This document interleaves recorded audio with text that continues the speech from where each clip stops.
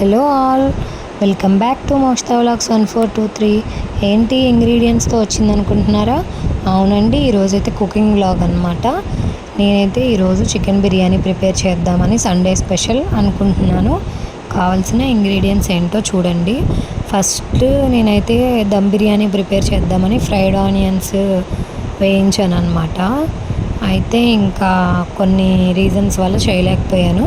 So chicken biryani అయితే prepare చేశాను అనమాట.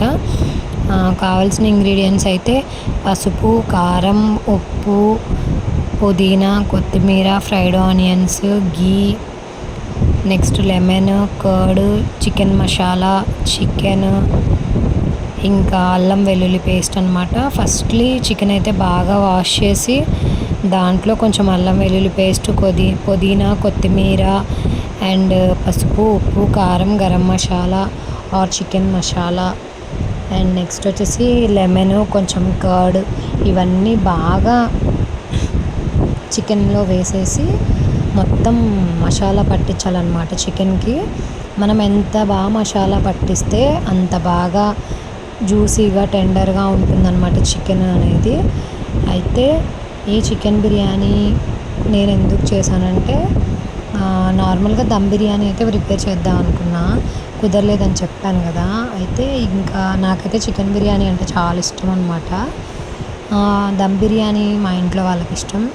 సో ఎప్పుడు చేసే దమ్మే కదా అని చెప్పేసి నాకు ఇష్టమైన నా స్టైల్లో చికెన్ బిర్యానీ ప్రిపేర్ చేశాను అనమాట.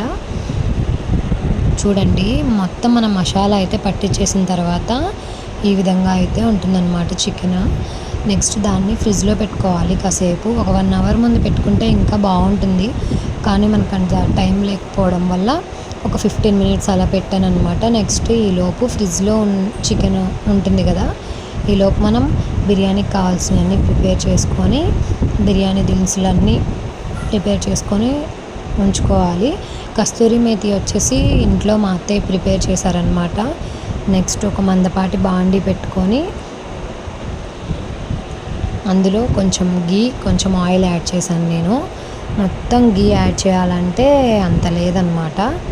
సో కొంచెం ఆయిల్, కొంచెం గీ యాడ్ చేశాను. అందులో అల్లం వెల్లుల్లి పేస్ట్ పచ్చివాసన పోయే వరకు వేయించాలి. నెక్స్ట్ వచ్చేసి బిర్యానీ దినుసులు వేసి వేయించాలన్నమాట. నేనైతే కుక్కర్లో చేశాను, ఎందుకంటే నాకు కొంచెం పొడి పొడిగా వస్తుంది కుక్కర్లో అని కుక్కర్లో చేశాను అనమాట. సో అనుకున్న విధంగానే వచ్చింది పొడి పొడిగా. బిర్యానీ అయితే చాలా టేస్టీగా ఉంది, మా ఇంట్లో కూడా నచ్చింది, బాగుందన్నారు. అండ్ నెక్స్ట్ దీంట్లోకి అయితే కట్టా ప్రిపేర్ చేస్తే బాగుంటుంది, కానీ నాకైతే రాదు.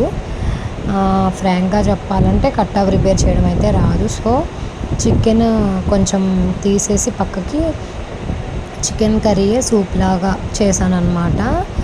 చూడండి, ఈ విధంగా అయితే బిర్యానీ ప్రిపేర్ చేస్తున్నాను. నెక్స్ట్ అయిపోయిన తర్వాత ఫ్రిడ్జ్లో పెట్టుకున్నాం కదా మసాలా పెట్టిన చికెన్, అది ఇందులో వేసేయాలి. వేసేసి బాగా కలుపుకోవాలి. ఒక 20% కుక్ అయితే సరిపోద్ది, ఎందుకంటే మనం కుక్కర్ విజిల్ పెట్టేస్తాం కదా, అప్పుడు మిగిలింది ఉడికిపోద్ది అనమాట. మెత్తగా అయితే ఉడుకుతుంది, నో ప్రాబ్లం. అయితే వేసేసిన తర్వాత నేనైతే ఒక కప్ బియ్యానికి 1.5 కప్పు వాటర్ అయితే తీసుకుంటాను అనమాట. అలాగే ఇప్పుడు 2 కప్స్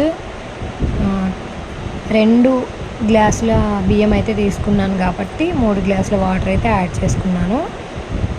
నెక్స్ట్ చేసుకున్న తర్వాత కొంచెం రుచికి సరిపడా సాల్ట్ వేసుకొని నెక్స్ట్ కుక్కర్ విజిల్ పెట్టేసుకొని 1 or 2 విజిల్స్ వచ్చిన తర్వాత ఆఫ్ చేసేసుకుంటే సరిపోతుంది. చూసారా బిర్యానీ ఎంత పొడి పొడిగా ఉందో. తర్వాత మొత్తం మంచిగా కలిపేసుకుంటే very tasty and yummy biryani ready. Thank you, bye.